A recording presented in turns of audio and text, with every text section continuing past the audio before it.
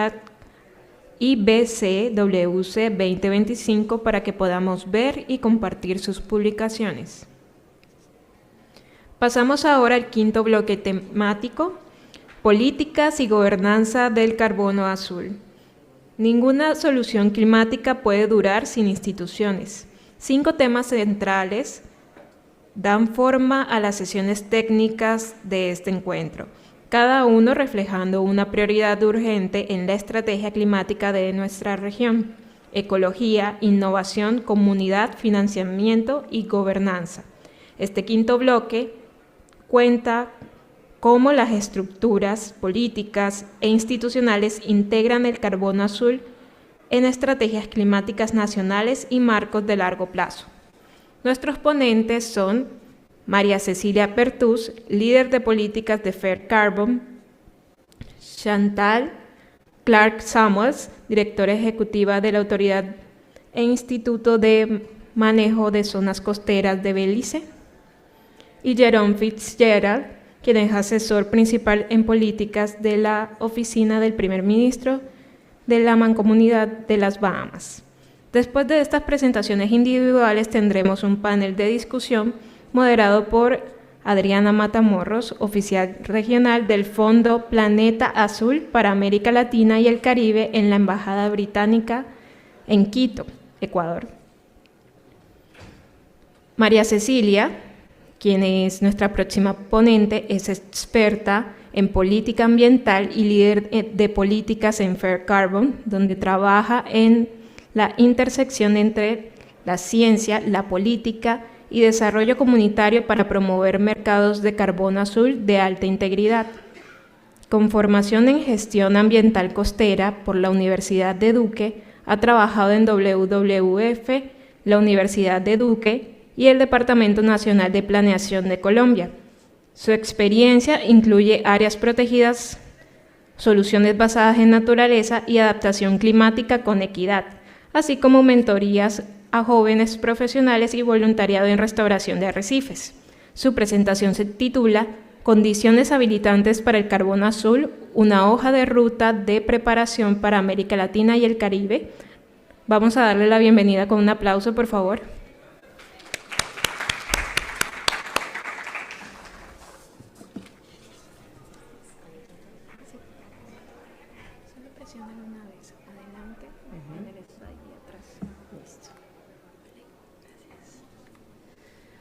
Buenas tardes. Bueno, es todo un reto hacer esta presentación hasta ahora porque todos tenemos sueño por el almuerzo, así que trataré de hacerlo lo más animada posible. Mi nombre es María Cecilia Pertús, como mencionaron soy la líder de políticas de Fair Carbon y hoy les vengo a hablar un poco sobre las condiciones habilitantes para el desarrollo de proyectos de carbono azul, específicamente en el mercado voluntario de carbonos, y los resultados que vamos a ver van a ser enfocados en la región de América Latina y del Caribe.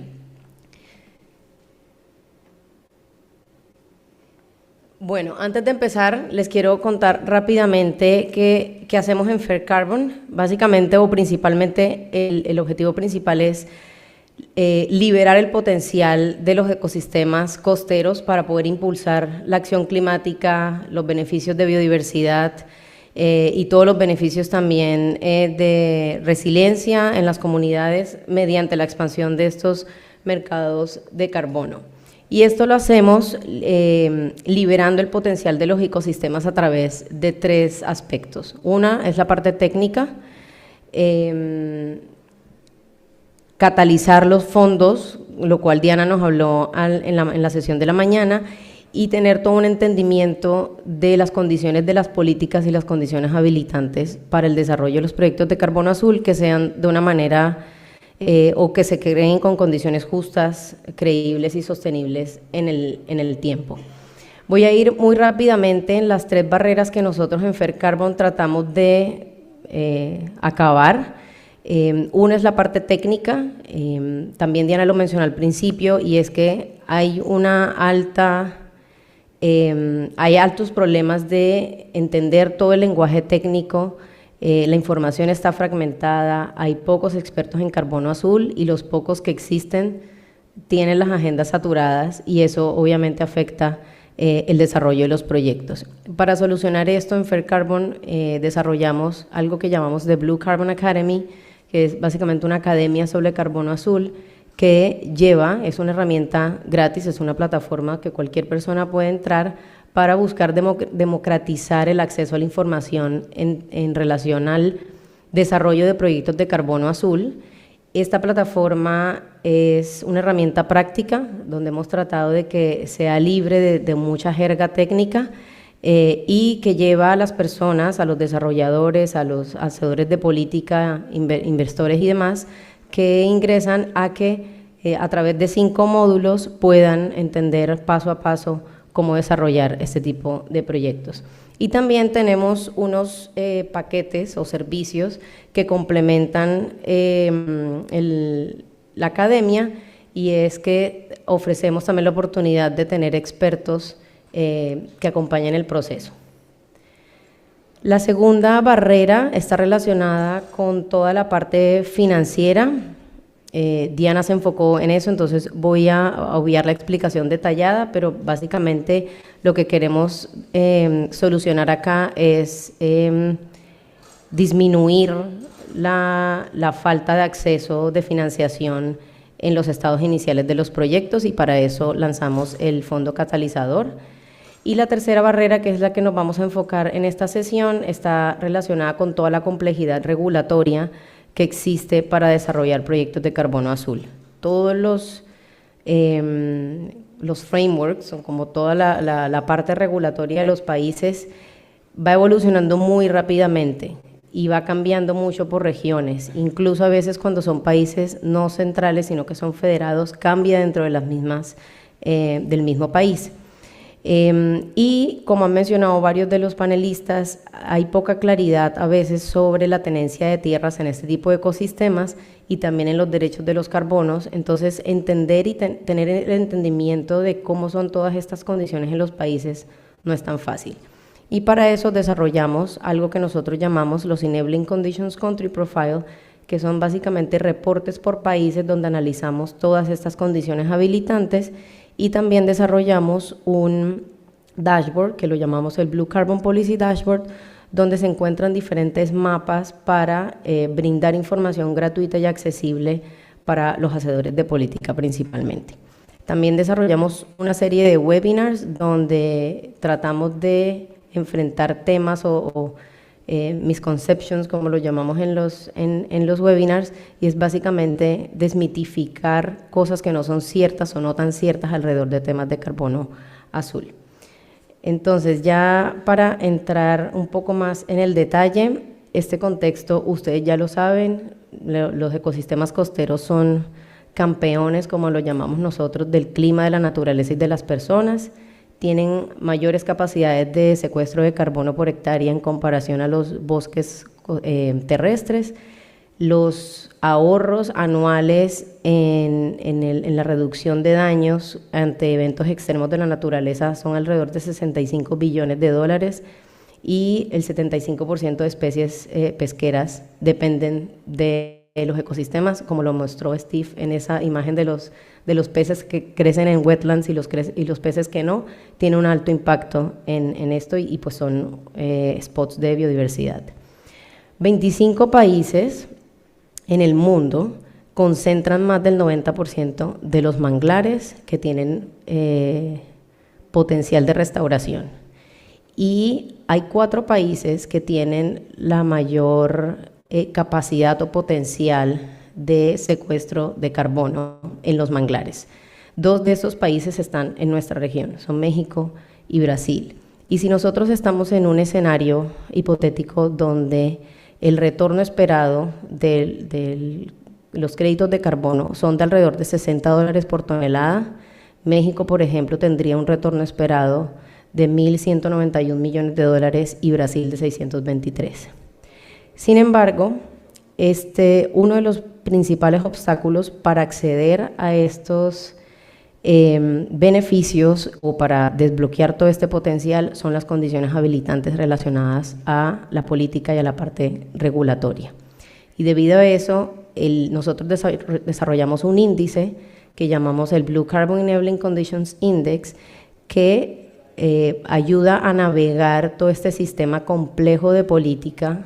Tratamos de entregar información sobre qué tan listos están los países para desarrollar proyectos de carbono azul para el mercado voluntario de carbono, y con base en eso podemos identificar riesgos, huecos regulatorios u oportunidades de inversión. Y la forma como este índice funciona es que hicimos un cuestionario de 12 preguntas divididos en 3 componentes o 3 secciones. Ahorita les voy a hablar más en detalle de qué mide cada uno. Y al final de todo el proceso de la revisión del cuestionario, estos puntajes, dependiendo de los pesos que tienen, que le asignamos a cada categoría, nos van a dar un índice. Y dependiendo del resultado, utilizamos un sistema de semáforo, donde los países se pueden ubicar en verde, que son los favorables, en amarillo, ambiguos, y rojo, cuando no son favorables las condiciones.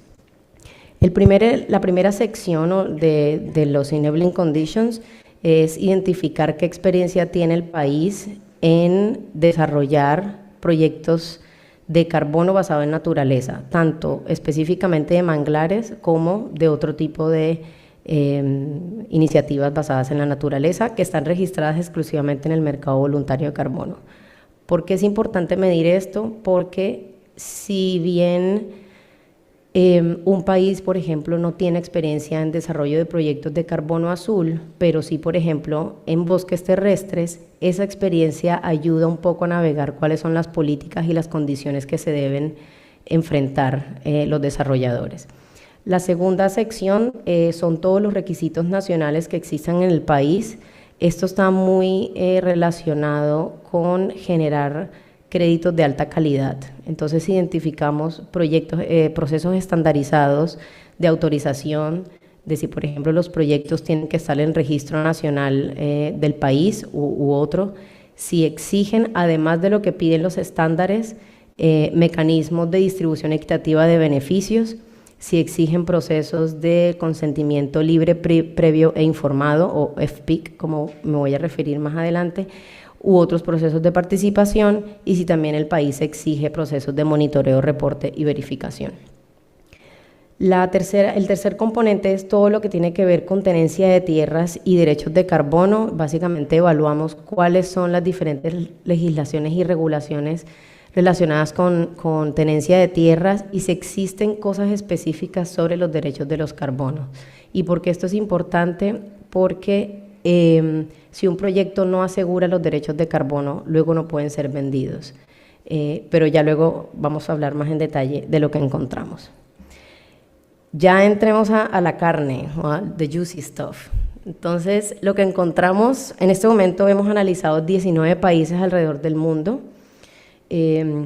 Ustedes son unos privilegiados porque es la primera vez que hablamos en público sobre los resultados, entonces todas las recomendaciones son súper bienvenidas. Lo que encontramos en general, o una conclusión general que vimos, es que hay una amplia variabilidad de la claridad, estandarización y favorabilidad de las condiciones habilitantes. Si nos damos cuenta, Sri Lanka tiene 1.7, por ejemplo, Indonesia tiene 4.7, son 2 países de la misma región. Existe una alta variabilidad sobre qué tan claras son esas condiciones en los países de una misma región. Y si nos enfocamos acá en las Américas, vemos que el país, digamos, que puntea las condiciones que son un poco más favorables, está Brasil con 4.1 y el que menos puntaje obtuvo fue Jamaica. Y para mí, yo esto lo veo como una oportunidad muy grande de ahora vamos a ver un poco de cómo se está comportando por regiones. Si ustedes se dan cuenta acá, estas diferentes barritas, lo que nos dice de primero es, en cada continente existe mucha variabilidad de las condiciones habilitantes. No hay ningún continente en este momento donde uno diga, uy, son la machera, África está liderando, ellos son los que saben cómo hacer todo, o en Asia. Entonces, en cada continente vemos que hay mucha variabilidad, pero esto es una oportunidad definitivamente de colaboración entre las diferentes naciones para tratar de estandarizar o buscar la mejor manera de que las condiciones habilitantes no varíen tanto. Y si nos damos cuenta acá también, solo pocos países obtuvieron un puntaje mayor a 4, que son Kenia, Ghana, Brasil, Filipinas, Indonesia, y ahí raspando quedó Papúa Nueva Guinea. Esto sugiere que estos países están relativamente más preparados para el desarrollo de proyectos de carbono azul. Estos países no significa que todo sea perfecto al momento de desarrollar los proyectos.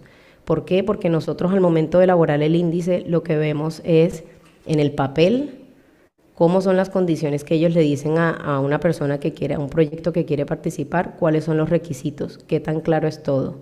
Pero si nos enfrentamos a un país donde sí, las reglas son claras, pero hay muchas entidades que participan, son muchos los permisos que deben tramitar, eso va a ir retrasando los procesos, eso puede generar más costos y demás. Entonces, eso es como la salvedad para la interpretación de ese índice.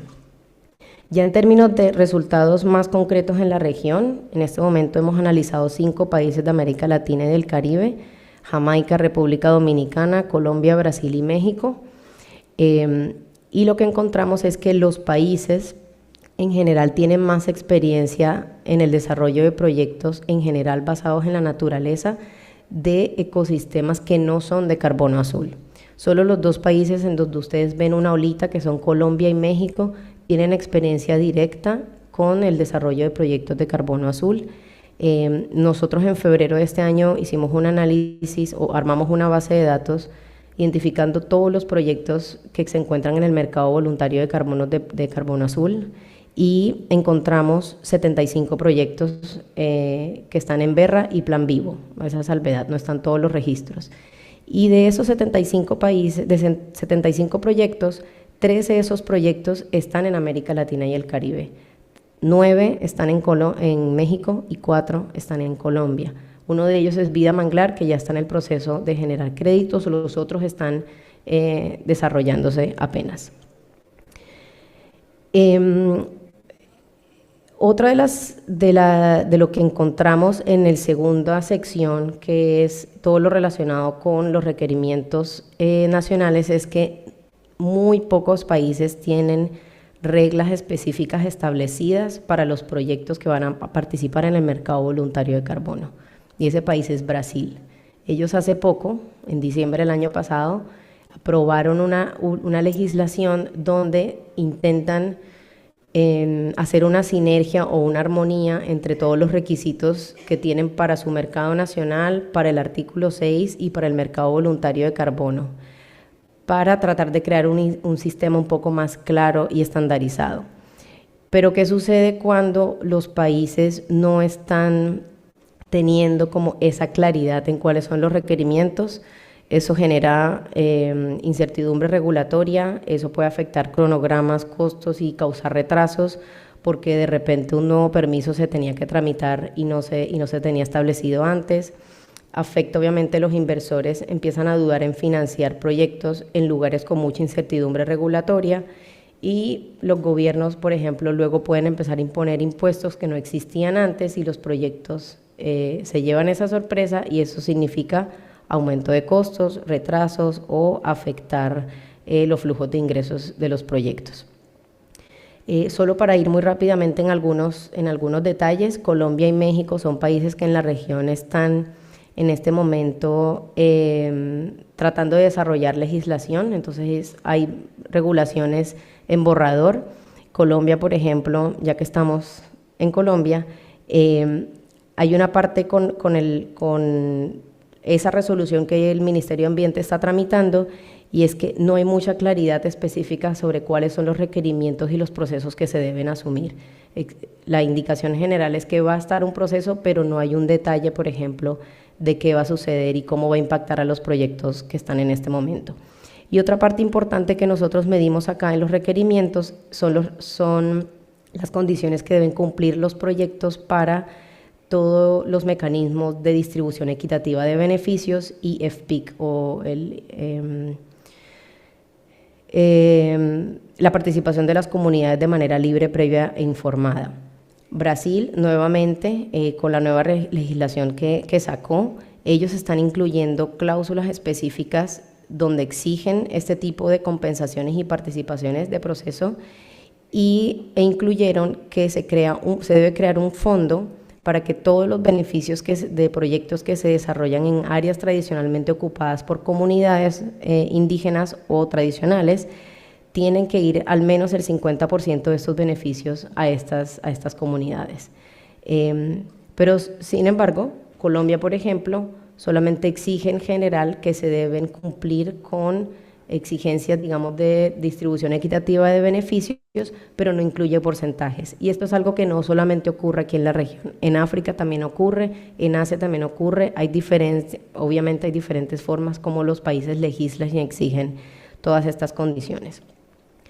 Ahora, en temas de tenencia de tierras, aquí muy rápidamente, solo para entrar en contexto, todos los sistemas de tenencia de tierras siempre le van a decir a uno las tierras, cómo son entregadas, cómo son transferidas, cómo se pueden usar, cómo se pueden manejar, cómo se pueden mejorar.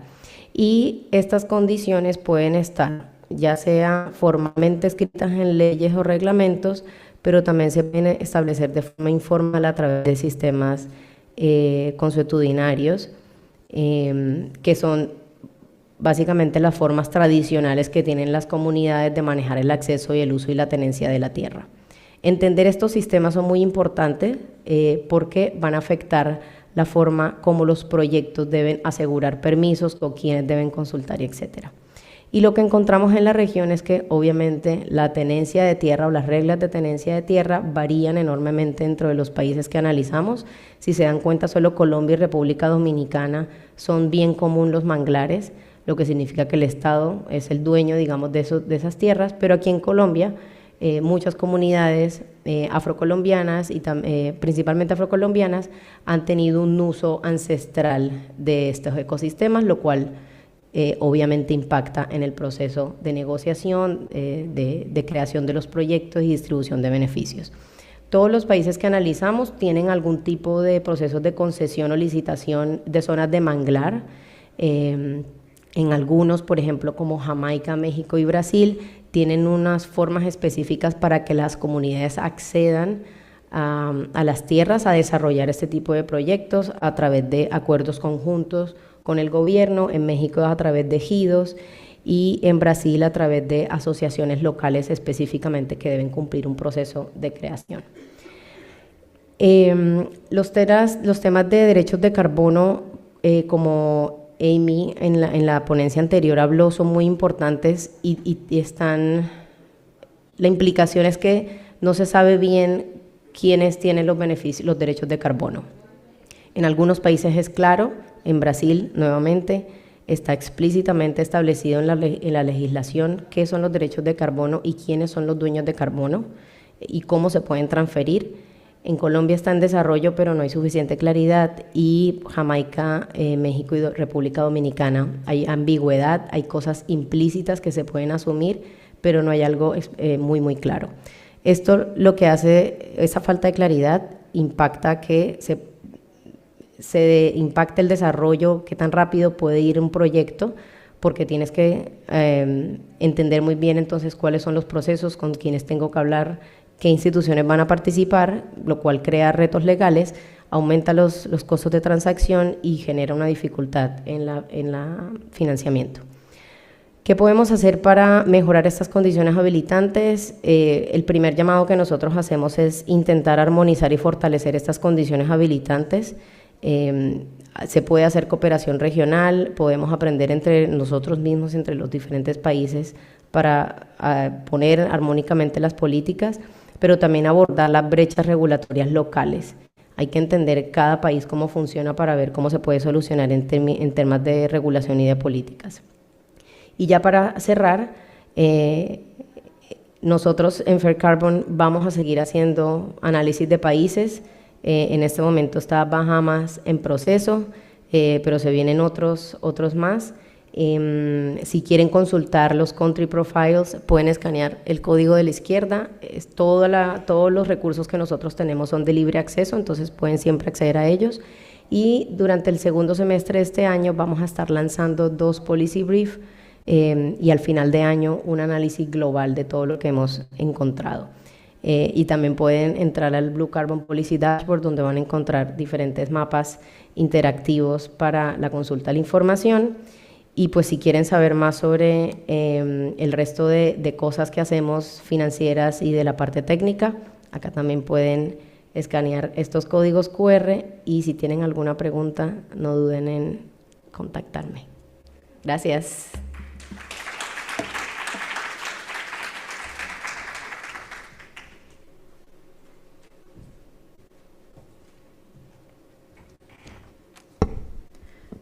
Agradecemos a la señora Pertus por su ponencia. Nuestra siguiente oradora es Chantal Clark Samuels.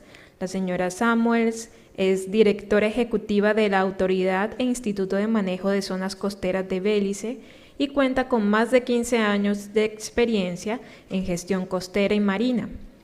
Su trabajo abarca la valoración de servicios ecosistémicos, la planificación espacial marina, la gestión integrada de zonas costeras y la adaptación al cambio climático. Lideró la elaboración del Plan Nacional de Gestión Integrado de la Zona Costera de Belice.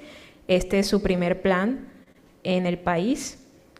Su presentación se titula Avanzando hacia marcos de gobernanza robustos para los activos de carbono azul en Belice. Vamos a recibirla con un cordial saludo.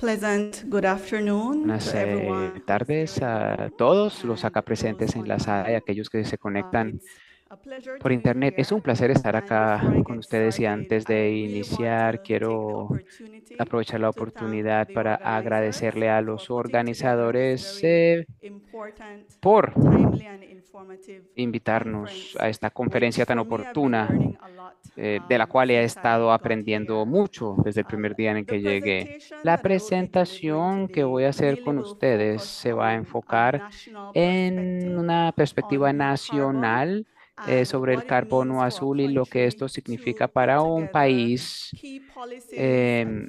crear políticas y marcos regulatorios para que exista un ambiente habilitante para poder desarrollar restauración, protección de ecosistemas de carbono azul. Quiero mencionar también que la conservación del carbono azul, restauración y gestión en Belice cae bajo el mandato de diferentes agencias y hay diferentes instrumentos legales. Por ejemplo, tenemos el Departamento Forestal, cuyo mandato es para los manglares. El Departamento de Pesquerías es responsable por la gestión de pastos marinos y tenemos otros institutos, la Oficina de Cambio Climático, el Ministerio responsable por la inversión y transformación económica también tienen un interés tenemos la unidad de permanencia y la autoridad de gestión costera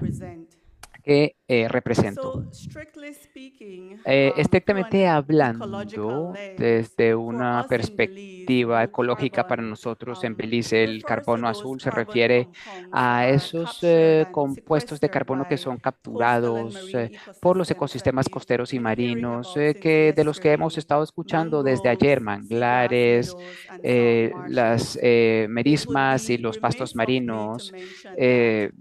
No me puedo ir sin mencionar que las personas son importantes y mis predecesores lo han dicho, que utilizaron el término sistemas socioecológicos cuando nos referimos al carbono azul, y quiero hacer un ajuste ahí también en mis presentaciones futuras. Muchas gracias.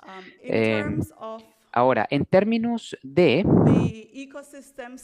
los servicios ecosistémicos y beneficios que se derivan de los ecosistemas de manglar en Belice, creo que estos que han hablado antes han mencionado estos beneficios y quiero reiterar qué es lo que estos significan para nosotros en Belice. Reconocemos la protección de esta infraestructura natural que pues tiene esta función protectora, son hábitats críticos que soportan y apoyan la biodiversidad, tienen propiedades en términos de la filtración del agua, regulación del clima, también apoyan los medios de vida que están conectados con el turismo y la pesquería. El último estimativo es que el manglar asociado con ciertos servicios ecosistémicos como pesquerías y turismo suministran al menos $200 millones al año.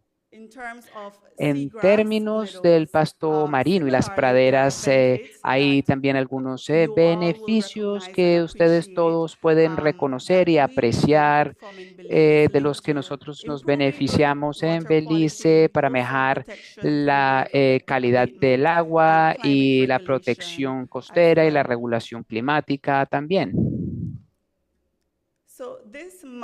Este mapa ilustra los esfuerzos de Belice para mapear sus coberturas de manglar y pastos marinos. Este mapa se produjo en 2021 y en esencia el último estimativo es que hay más de 740 hectáreas. Tenemos 3 especies de manglares. El manglar rojo que está asociado con algunas especies y tenemos también las praderas de pasto marina que consisten de 286,000 hectáreas. Creo que es también importante mencionar que en términos de rastrear el estado de los activos de carbono azul de Belice, en 2020 Belice comisionó un estudio para observar la pérdida neta de manglares en el tiempo. Y esta tabla muestra el cambio en la cobertura de manglares desde 2014 hasta 2019. Y en general, el país, según la metodología, tuvo una pérdida neta de 0,13% de su manglar. Hay trabajo siendo implementado en este momento para evaluar esta cobertura y entender el cambio entre 2020 y 2024 y esperamos tener esos resultados en septiembre de este año. En términos también de los pastos marinos, debemos mejorar nuestro entendimiento y el estatus de los pastos marinos en Belice. Para esto también vamos a hacer una evaluación similar en donde vamos a evaluar el estatus y vamos a caracterizar las especies que tenemos en Belice.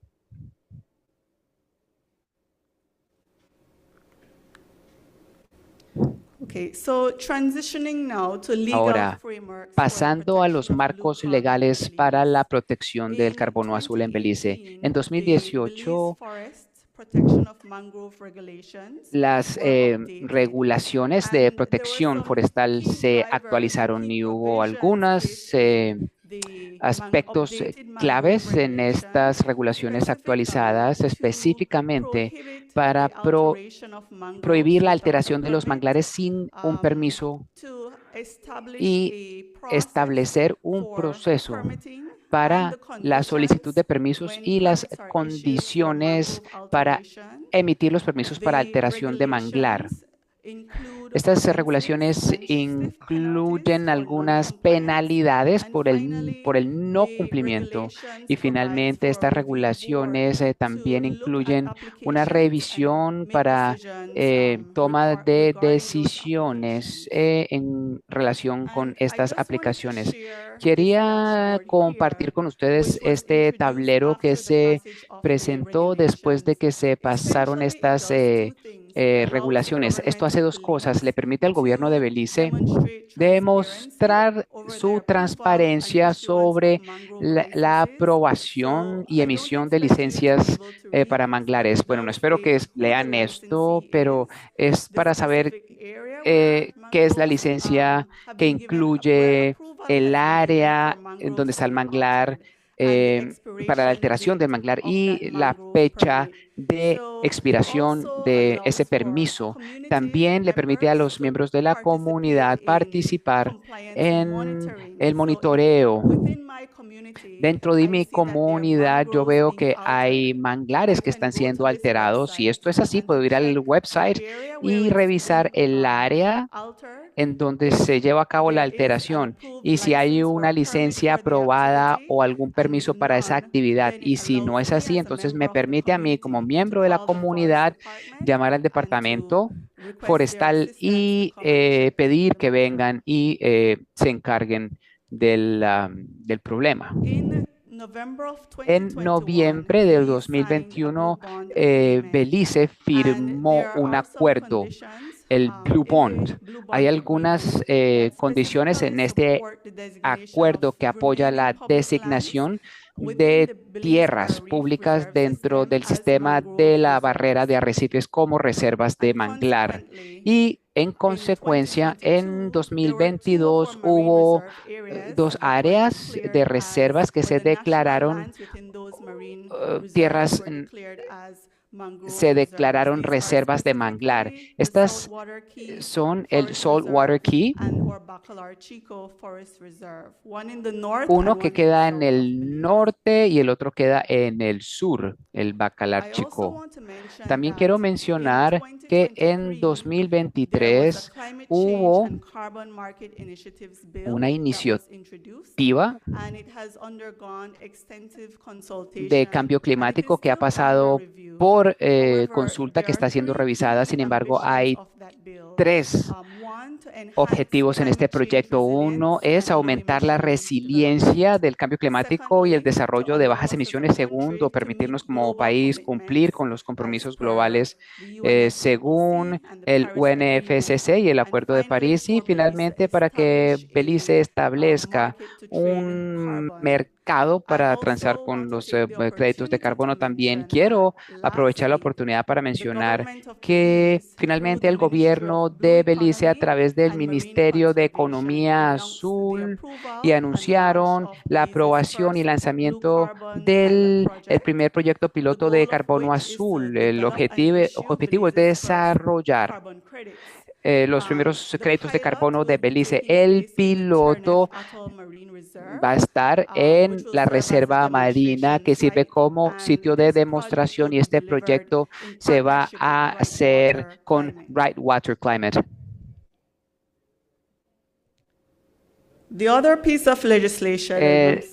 La otra ley, perdón, se me cortó aquí el título, es un proyecto de ley de economía azul que reconoce la importancia de los activos de carbono azul.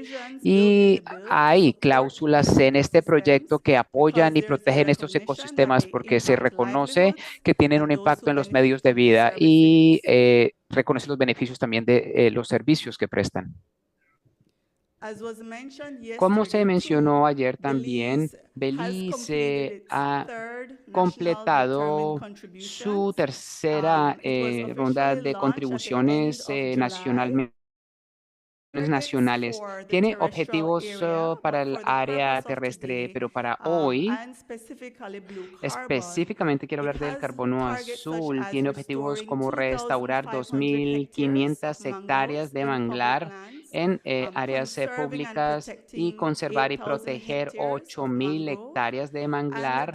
Y también hay algunas actividades ambiciosas que se han agregado, tales como la creación de una unidad de manglar dedicada dentro del Departamento Forestal para ayudar con la implementación y el cumplimiento de las regulaciones de manglar que mencioné anteriormente.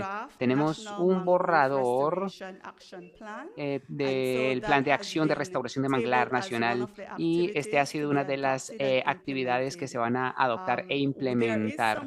Hay trabajo también en términos de las acciones o una de las NDCs es finalizar este mapa asociado con esta evaluación y finalmente, y no pues menos importante, desarrollar y adoptar una plan de acción, un plan de gestión nacional.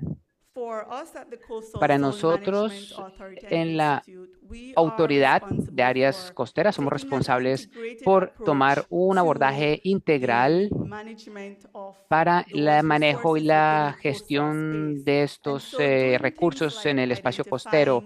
Identificamos riesgos potenciales para los hábitats, manglares o praderas de pasto marino en términos de las actividades que pueden ocurrir dentro de este espacio costero y cuál es la criticidad de estas.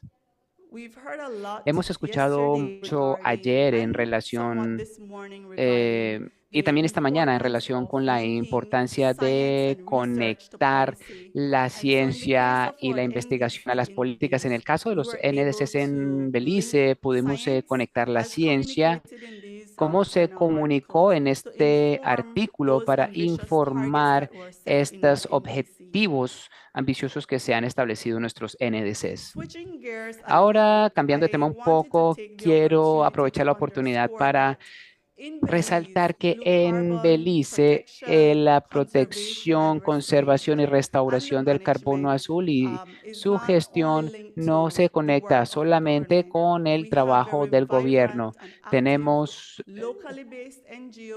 ONGs locales y organizaciones internacionales también con las que nos hemos asociado estos años. Y este es solamente un ejemplo, es una iniciativa liderada por el World Life Fund y es en esencia una iniciativa en donde tenemos esta competencia nacional, invitando a los propietarios de la tierra para que promuevan y reconozcan sus innovaciones para integrar y preservar el manglar en sus desarrollos. Ese es un ejemplo de dos de los ganadores de 2024 en la reserva que integraron 11.000 hectáreas de manglar en su espacio y tenemos el Ben Cabaña, una reserva de manglar que integró 200 acres de manglar en su desarrollo turístico. Y finalmente, también disfrutamos de una relación especial con el sector privado. En el lado izquierdo pueden ver miembros de unos negocios locales que como parte de su práctica de responsabilidad social se asocian con nuestra organización para hacer restauración de manglar. Y en el lado derecho eso está un miembro, de uno de mis colegas que regularmente asiste o ayuda y participa en capacitación, aprendiendo nuevas técnicas de restauración y van al sitio, al campo, para ayudar con estas plantaciones de manglar. Para resumir, quiero mencionar que tenemos estos instrumentos legales, tenemos documentos claves de política, tenemos asociaciones clave que nos están ayudando realmente a crear un ambiente habilitante para seguir protegiendo, conservando, manejando nuestros activos de carbono azul. No hemos llegado aún a nuestra meta, hay muchas lecciones por aprender y estamos listos, pero pienso que esto es un muy buen comienzo para Belice y vamos a seguir evolucionando y creciendo con el tiempo. Muchas gracias por su atención y si hay alguna pregunta, con gusto las puedo responder durante el panel.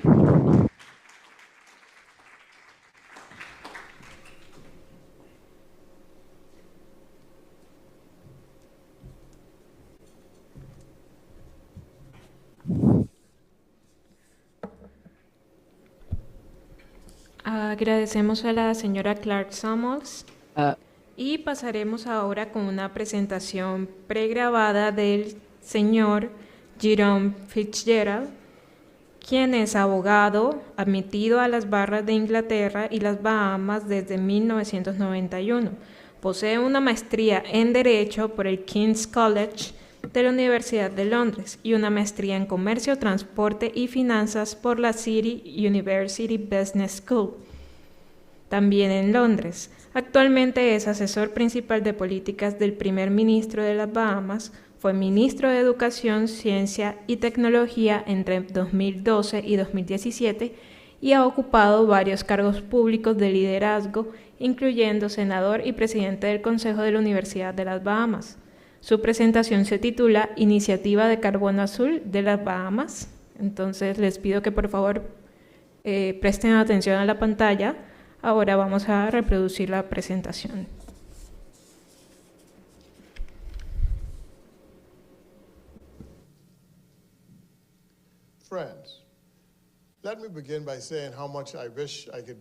Me gustaría estar ahí con ustedes. Desearía caminar por la costa, conocerlos en persona y sentir la energía de una región como la mía, que sabe lo que significa vivir junto al mar y depender de él para todo. La única razón por la que me pierdo una conferencia tan importante es porque tengo un conflicto de agenda. Nada me hubiera gustado más que estar con ustedes en persona y debatir estos importantes temas. Pero incluso desde la distancia me siento conectado a este momento, porque lo que están debatiendo hoy es algo personal para mí. No es teoría ni un pensamiento abstracto. Este momento es mi vida. Se trata de mi tierra natal y de las generaciones futuras. Les hablo desde las Bahamas, que no son solo un conjunto de islas, sino un país nacido del océano, moldeado por su ritmo y ahora desafiado por sus mareas crecientes. Y como tantos otros en el Caribe y América Latina, hemos aprendido que la supervivencia no es algo que se hereda, es algo por lo que hay que luchar. Permítanme contarles una historia. Hace solo unos años, en 2019, el huracán Dorian azotó el norte de las Bahamas. Sé que muchos de ustedes recuerdan las imágenes, casas arrasadas, comunidades enteras desaparecidas, familias destrozadas, perdimos vidas, perdimos tierras, pero no perdimos nuestra voluntad. Esa tormenta no solo llamó a nuestra puerta, nos obligó a preguntarnos si íbamos a pasar los próximos 20 años reaccionando, reconstruyendo, esperando ayuda, o si íbamos a actuar según nuestros propios términos, con nuestra propia voz y con nuestras propias manos. Decidimos actuar. Y así, este viaje en el que nos encontramos ahora comenzó con un descubrimiento muy inesperado. En 2020, unos científicos que estudiaban el tiburón tigre en aguas de las Bahamas le colocaron cámaras, no porque buscaran respuestas sobre el clima, sino porque sentían curiosidad por los hábitos migratorios y alimenticios de este tiburón. Lo que captaron con las cámaras ha cambiado el rumbo de nuestra historia nacional. Bajo nuestras aguas turquesas descubrieron más de 93.000 kilómetros cuadrados de praderas marinas, las más grandes del mundo.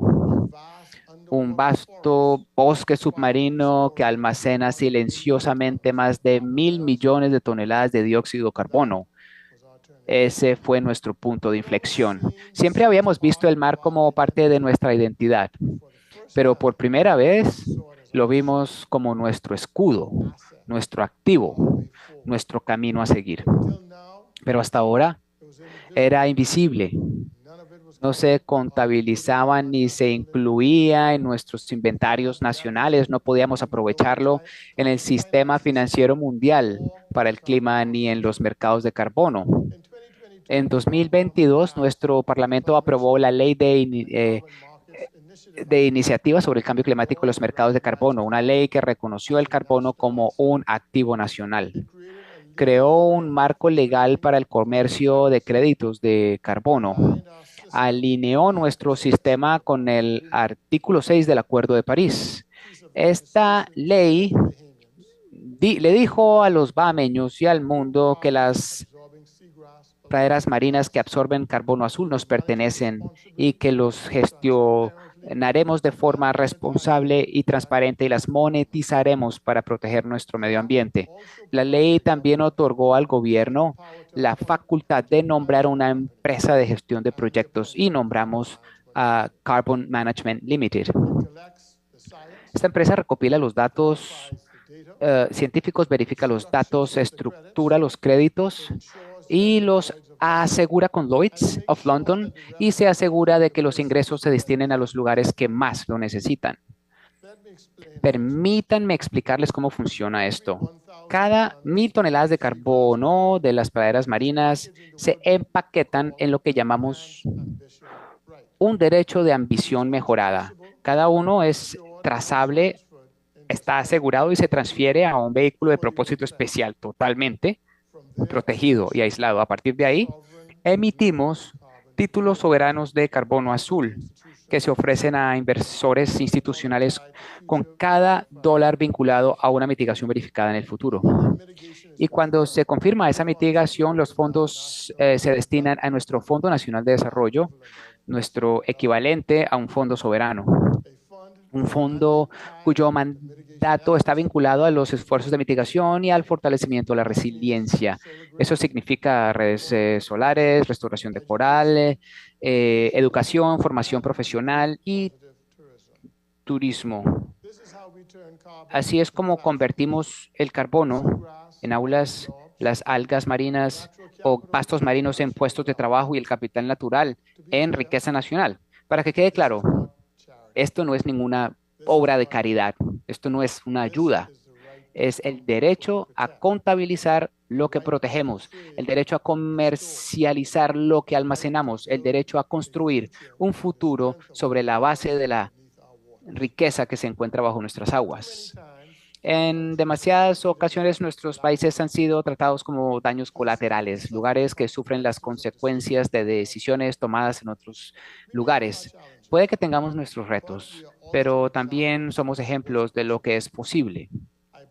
Creo que lo que estamos construyendo en las Bahamas podemos adaptarlo a otras partes de la región. Muchos de ustedes ya están realizando una ardua labor a través del proyecto regional MRV del carbono azul. Países como Colombia, Panamá, Jamaica y Surinam están avanzando en la ciencia. Este es un gran paso, pero no nos detengamos en estas mediciones. Asegurémonos de que lo que medimos se monetiza. Asegurémonos de que nuestros ecosistemas no solo sean admirados, sino valorados y, como he dicho, monetizados. Esto significa aprobar leyes, eso significa crear registros, eso significa formar a nuestros jóvenes para que sean analistas de datos, científicos marinos, ingenieros de cadenas de bloques y economistas costeros. Este trabajo no solo tiene que ver con el medio ambiente, tiene que ver con nuestra dignidad, tiene que ver con nuestra independencia y con negarnos a quedarnos de brazos cruzados ante una crisis que no hemos creado. Para la COP 2030 presentaremos una propuesta para incluir formalmente el carbono azul en todos los inventarios nacionales de gases de efecto invernadero. También pondremos en marcha la primera seguridad soberana del carbono azul del mundo. Invito a todos los gobiernos, socios multilaterales e inversionistas a unirse. Únanse a nosotros para crear una plataforma de cofinanciación para los MRVs regionales. Únanse a nosotros para poner a prueba el artículo 6. Únanse a nosotros para construir un sistema de financiación climática que funcione para el sur global. No estamos esperando a que nadie nos salve. Estamos construyendo las soluciones necesarias para nuestra supervivencia. Permítanme concluir con esto.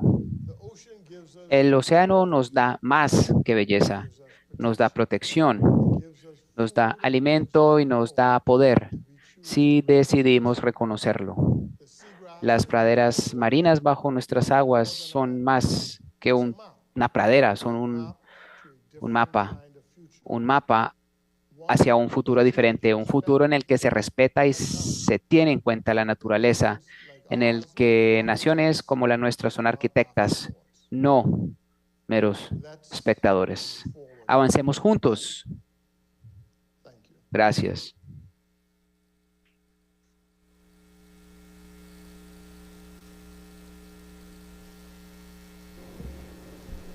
Agradecemos a todos nuestros ponentes por esas valiosas intervenciones y ahora los invitamos nuevamente al escenario para que junto a nuestra moderadora Adriana Matamorros, oficial regional del Fondo Planeta Azul para América Latina y el Caribe, nos acompañe en un panel que hemos titulado Discusión sobre políticas y gobernanza del carbón azul.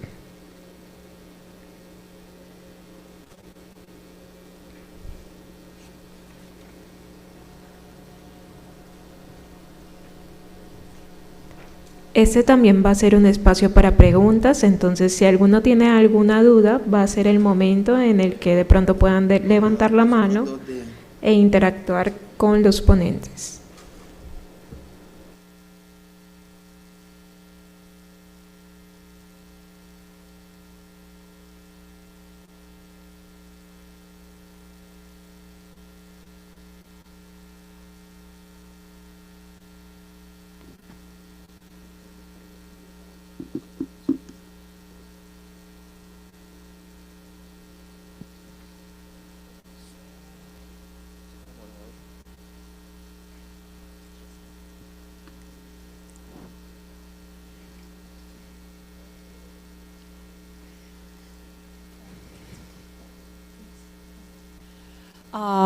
Good afternoon, everyone, and thank Buenas you tardes for a todos y being here. muchas gracias por estar aquí. As it was mentioned, my Como fue name is Adriana mencionado, Matamoros. I'm soy the Adriana Regional Matamoros, soy la Coordinator for coordinadora Latin regional America para for Latinoamérica UK Staff for a Blue del Planet Fund, Fondo and we're very del honored to be Reino Unido here para un today planeta moderating azul y voy a estar such aquí moderando el día de hoy. Es interesting un and honor, important panel un panel tan on interesante y tan interesante policy and en governance for política y carbon gobernanza azul. para el carbón So, azul.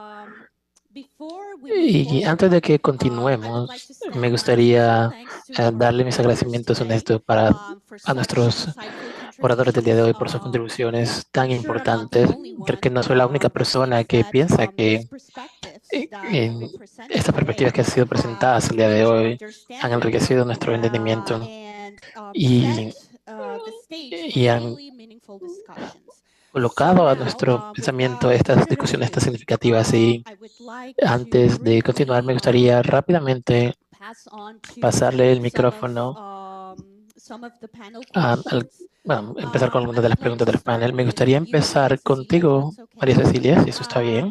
So you have outlined Ustedes a roadmap for han readiness in the contado Latin American acerca de un region. mapa de Where do you ruta, una hoja de think ruta are de countries qué tan lejos están struggling los the países en most, Latinoamérica. and ¿Cuál what cree support que son is los needed desafíos to más importantes para los overcome países y these que difficulties? necesitan eh, Thank you. superar? Definitely one of the Ok, uno de struggles los is problemas related claramente to está how relacionado a countries can cómo los países harmonize pueden all the carbon armonizar systems en that los are mercados de carbono que están working evolucionando al mismo for tiempo. carbon Tenemos el markets. For mercado nacional example, de we carbono, por have ejemplo, Article 6 and we have pero también Article tenemos 7. los artículos 6 y So el mercado definitely a country voluntario. that needs to Y creo que un legislate país que how necesita all those legislar areas need cómo to estos tres harmonize, for example, aspectos Colombia, los tienen en mente. En el because caso, por ejemplo, Colombia de Colombia, está currently tratando de desarrollar este doesn't mercado de even have carbono a carbon nacional. tax, Ahora mismo tenemos un but impuesto it's de trying to carbono, evolve into pero que está something tratando de more. evolucionar a algo So más. having that Y understanding definitivamente el tener este of three entendimiento de los different tres diferentes different requirements, sistemas that is tricky. es definitivamente And algo if we difícil think about y something more algo about blue muy carbon, interesante en términos definitely de mercado azul, understanding the de carbono importance of azul, es including entender la different importancia de incluir ecosistemas en los legislation and cambios mechanisms. legislativos So nacionales, de recognizing that reconocer importance su and going importancia towards that, y as Belize enfocarse en eso in de la the misma forma en la case of que Costa Rica Belice lo ha hecho. currently, Creo que son, junto con Costa Rica, las estrellas en la including that región. into the Incluir todo policies eso dentro de las políticas roadmap is also es algo crucial. también crucial, me parece.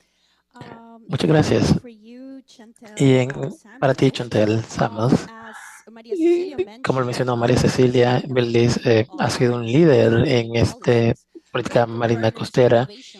¿Cuál tipo de innovaciones o marcos de trabajo están mostrando ser útiles en establecer el carbono azul como un activo nacional?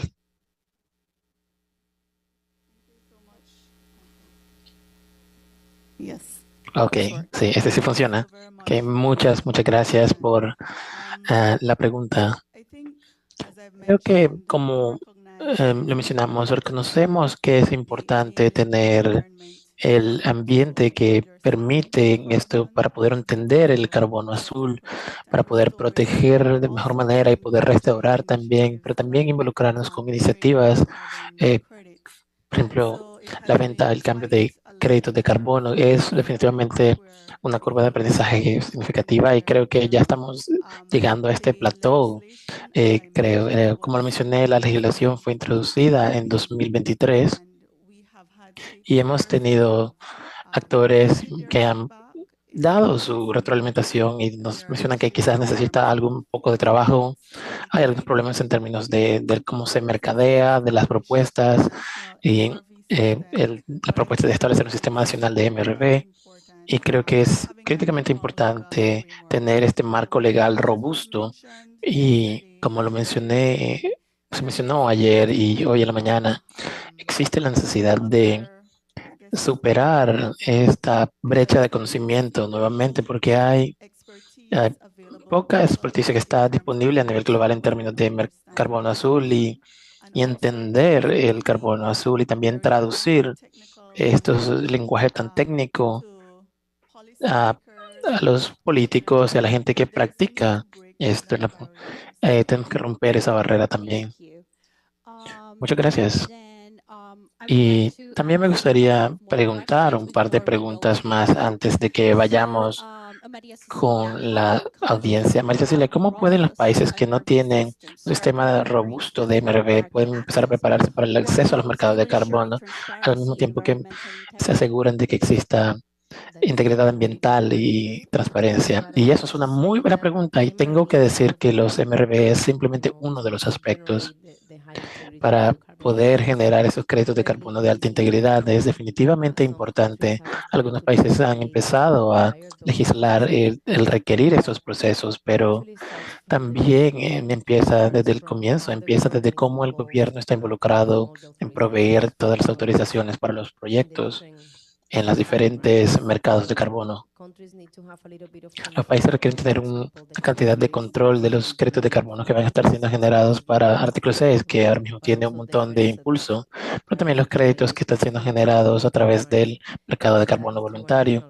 Y eso también se hace a través de un registro nacional de carbono. Entonces eso viene mucho antes de un MRV, es algo que va más allá en el camino y también tener una declaración de los derechos de carbono y también es clave debido a que cuando tienen comunidades, cuando tienes el gobierno, que a través de diferentes agencias gubernamentales organiza, por ejemplo, o maneja estas áreas de manglares, ¿quiénes son los dueños de ese carbono? ¿Cómo se puede transferir? ¿Cómo puede revocarse en caso de que algo suceda?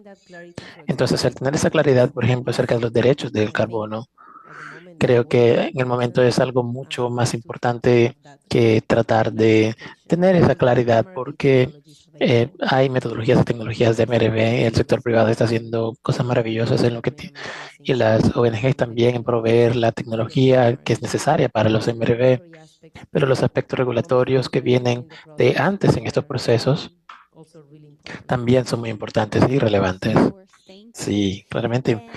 Muchas gracias. Chantal, ¿qué consejos le podrías ofrecer a otros países que están tratando de formalizar las estructuras de gobernanza para carbono azul? Bueno, esa es una pregunta muy buena. Sé que en Belice estamos muy enfocados en tener las agencias relevantes trabajando juntos y tratar de establecer unos mecanismos de coordinación fuertes y efectivos.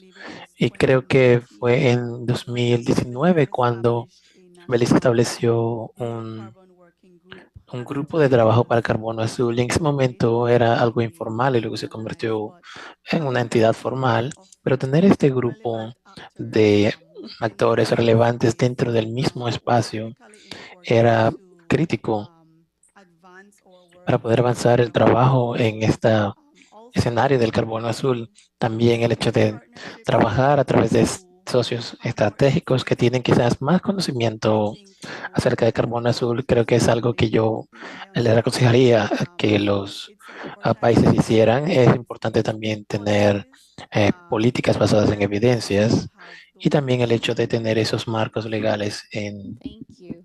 So now the floor is Ok, open to ahora the el audience.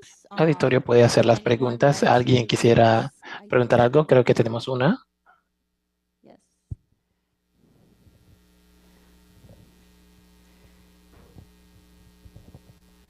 Thank you both. Ok, muchas gracias a ambas. Una presentación maravillosa.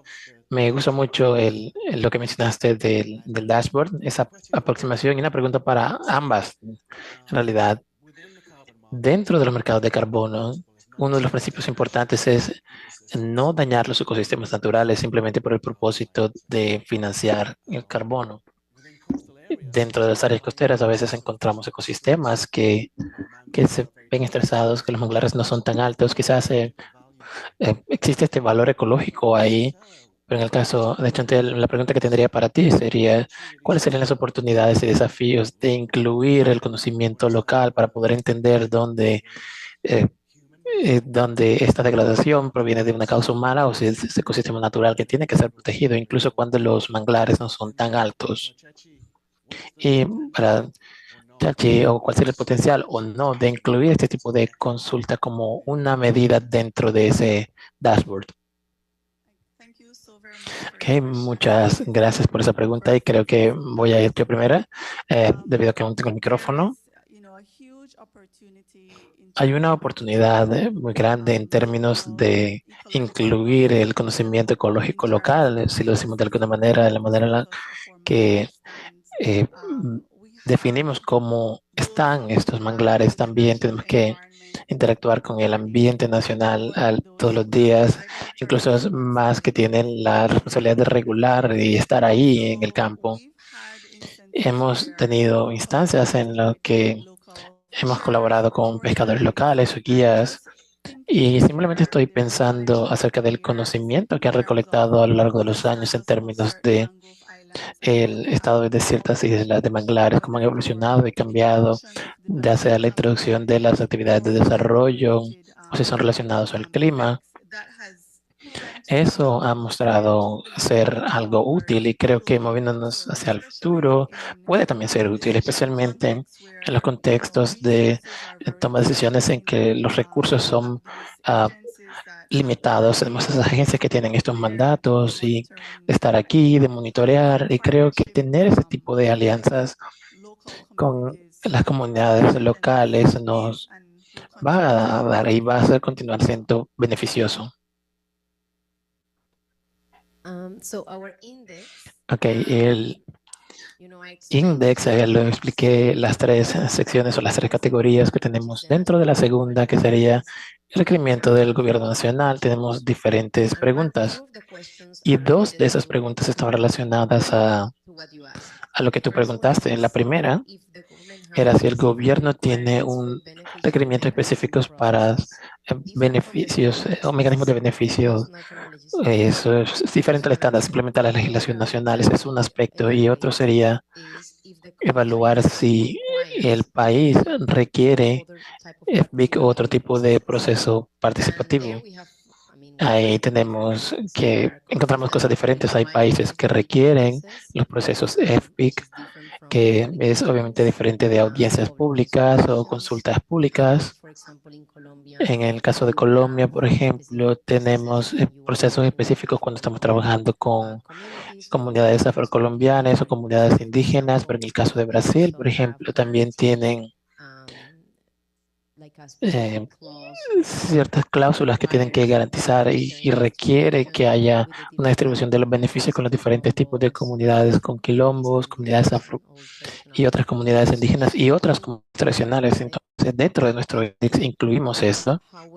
Sin embargo, no tenemos un ranking de si es requerido, por ejemplo, una audiencia pública en vez de un proceso de EFPI, que son dos cosas muy diferentes, pero identificamos si se requieren dentro de este proceso, sí. Thank you. Muchas gracias. Hello. Hola. Bueno, muchas gracias primero que todo por la exposición. Muy interesante el tema de política y gobernanza en torno al carbono azul. Mi pregunta va dirigida especialmente a Chantal acerca de la cobertura de pastos marinos. Me pareció impresionante la cantidad de pastos marinos que tienen estos países isleños y me parece que la cobertura es un tema súper importante tanto en la política como en la gobernanza. Con la cobertura se toman muchas decisiones desde el punto de vista político y las comunidades también tienen ahí como a la cobertura, la ven desde un punto de vista muy especial. Entonces te quería preguntar específicamente en los pastos marinos, ¿cómo es ese proceso de definir la cobertura? Porque si bien en los manglares se utilizan imágenes satelitales, me parece que es más retador el tema en los pastos marinos, entonces me gustaría conocer cómo lo hicieron, si me puedes contar. Y muchas gracias. Thank you for your question. Muchas gracias por su pregunta y si lo entendí correctamente, me estás preguntando acerca de la metodología que se usa para mapear el pasto marino y honestamente no tengo la respuesta técnica específica para esto que me preguntas en términos de la aproximación que se usa o que se usó, así que desafortunadamente no puedo responder esa pregunta. Thank you. Ok, tenemos otra pregunta. Right. Can we get the mic? ¿Podemos llevar el micrófono para allá? Yes. Thank you. This is a question to María. Ok, esta es una pregunta para María Cecilia. You haven't, No nos has hablado algo de lo que mencionaste en la presentación y es cómo se aproxima el hecho de que los gobiernos están regulando alrededor de la cantidad de beneficio que quieren obtener y si esto representa un problema porque hay una variación bastante alta en cómo los países manejan esto y esto puede afectar las condiciones que permiten tener este. ¿Y qué tipo de consejos nos darías en el caso de a los políticos para estas? Y sí, eso es una sorpresa bastante grande que nos hemos encontrado en el proceso de revisión porque nos damos cuenta de que algunos países generalmente dicen sí, necesitas tener un beneficio para repartir los beneficios y suele estar escrito en el lenguaje local, pero también tenemos otros países como por ejemplo Kenia, en el que dicen nuestros proyectos de crédito de carbono que van a ser desarrollados en ecosistemas de carbono azul, las comunidades deben recibir X cantidad o X porcentaje de la ganancia del retorno. Y si es un tipo de proyecto diferente, es este otro porcentaje. Si nos dimos cuenta, por ejemplo, en Tanzania, que el gobierno, que es el dueño del bosque de mangar, debería recibir 60 o 61% de la ganancia del retorno para un desarrollador de un proyecto. Eso es una cantidad excesiva. Eso nos manda una señal al mercado, decirles que a estos proyectos. Y en Tanzania también incluyen un párrafo en el que dice, ok, si el proyecto tiene un costo muy elevado, podemos negociar con el gobierno ese porcentaje o esa distribución. Pero entonces eso abre unas conversaciones un poco extrañas, no es tan transparente como debería ser. En términos de las recomendaciones, no sé qué porcentaje sería el correcto porque todo depende del contexto. Las comunidades están afectadas de forma diferente y usan de forma diferente sus ecosistemas costeros de carbón azul. También tenemos diferentes actores que están involucrados en el gobierno. En un estado podría ser un solo gobierno, una institución, en otro podrían tener todo un arreglo de instituciones y han desarrollado toda la capacidad institucional para eso, entonces va a ser diferente. Entonces no tengo una respuesta clara con un porcentaje. Definitivamente considero que los gobiernos deben prestar atención a los mecanismos para beneficiar. Y sí, obviamente ellos deben ser parte de estos mecanismos porque ellos tienen que procesar las autorizaciones, que tiene que haber algún tipo de gasto administrativo.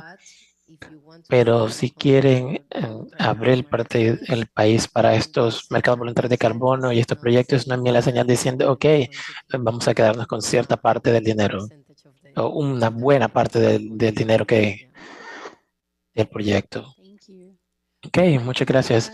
Creo que tenemos una pregunta adicional de este lado, en la izquierda. ¿No? Bueno, entonces me gustaría entonces eh, introducir un par de preguntas más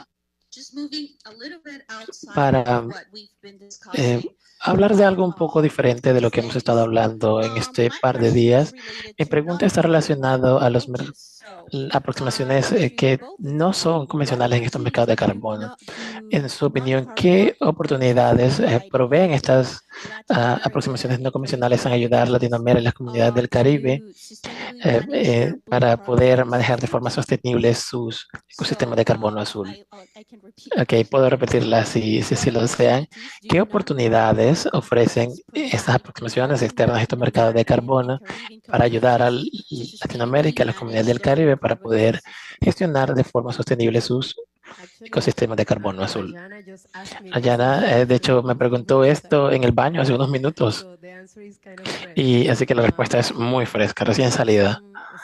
Hay algunos países más pequeños que definitivamente no pueden participar en el mercado voluntario de carbono porque el ecosistema no está capturando suficiente dióxido de carbono y el costo obviamente va a ser muy alto en comparación a lo que están generando realmente.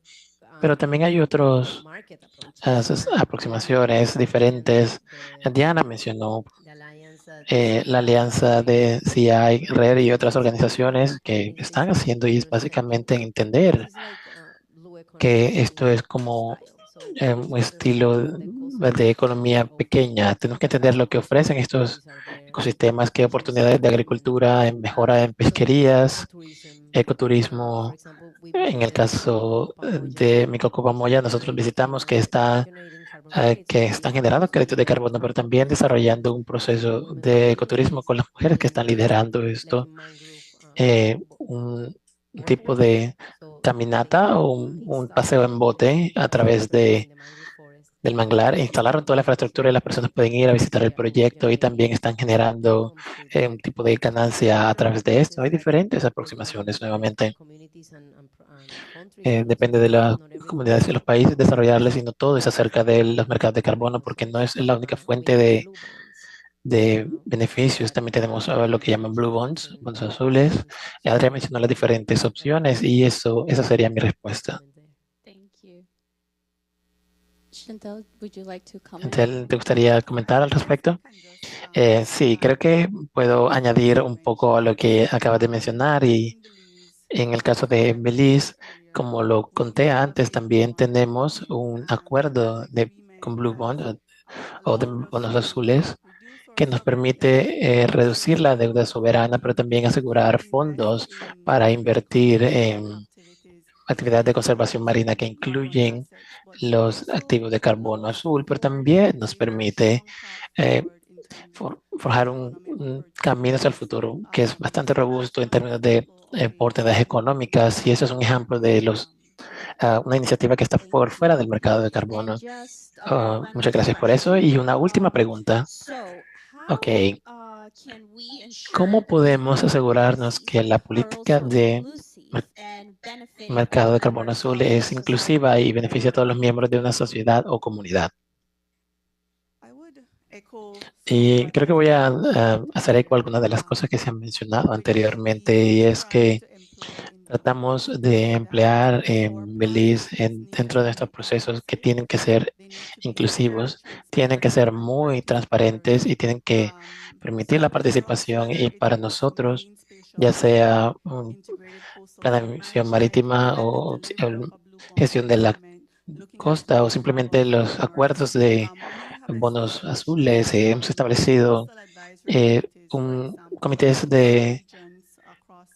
para la gestión de la costa en 9 regiones del país, y cuando hay problemas o quizás no son mencionados directamente por la comunidad, nos involucramos con estas comunidades de forma regular, interactuamos, nos han asistido en términos de desarrollar políticas, identificar acciones, problemas y también las acciones apropiadas para poder responder. Y es importante tener un proceso que va de abajo hacia arriba y poder involucrarse en cada paso de ese proceso, porque al mismo tiempo que existe esta fatiga de consultorías, creo que es incluso más peligroso empezar a involucrarse con estas personas clave que están afectadas por esto, si en el medio del proceso o al final de este proceso se quedan quizás en la oscuridad, ¿no entienden? No saben dónde está el proceso. Es importante, es una herramienta importante para asegurar que las políticas están actualizadas, que las legislaciones están actualizadas y que tienen un propósito. Okay, y algo que quería mencionar para complementar en la transparencia y la trazabilidad también son necesarias. Definitivamente una aproximación de abajo hacia arriba es necesaria, pero para los países que tienen, por ejemplo, la experiencia de desarrollar estos proyectos de carbono basados en naturaleza, no solamente los de carbono azul, que no han desarrollado un marco regulatorio, tienen la oportunidad de hacer este proceso de la nueva legislación con una aproximación de participación. Tienen personas en las comunidades con experiencia, hablen con ellos, tráiganlos.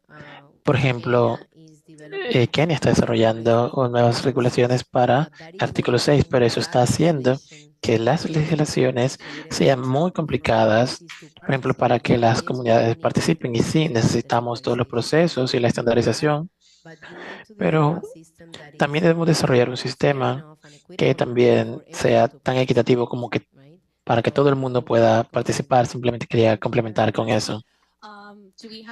¿Tenemos alguna otra pregunta? Ok, sí, tenemos 5 minutos.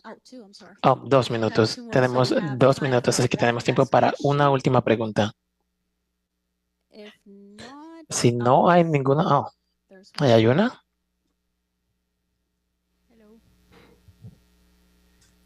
Hola. Tengo una pregunta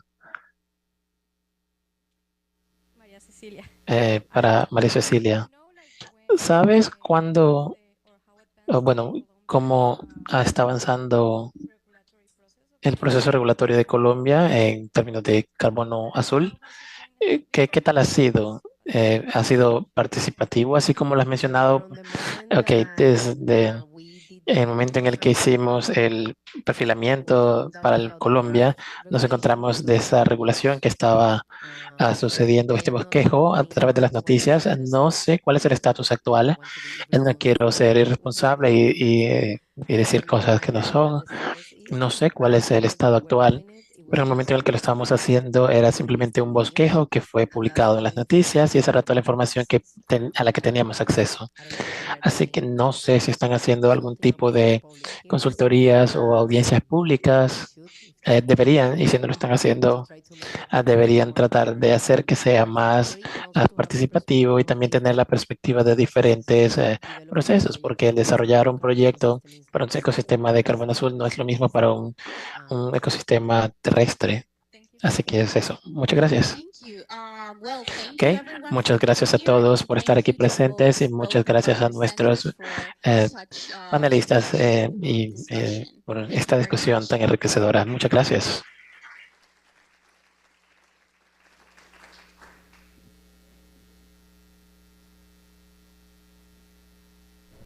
Bueno, muchísimas gracias a nuestras participantes en el panel. Las invitamos nuevamente para que le tomemos una foto grupal, por favor.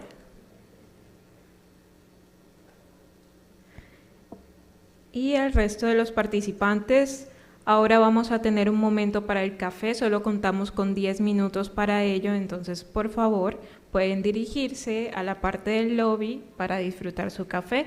Regresamos en 10 minutos. Les recordamos que hay un espacio para tomarse fotos en la parte del lobby. Si desean, pueden etiquetarnos como @BlueCarbonMRB y utilizar el hashtag IBCWC2025. Nos vemos en un momento.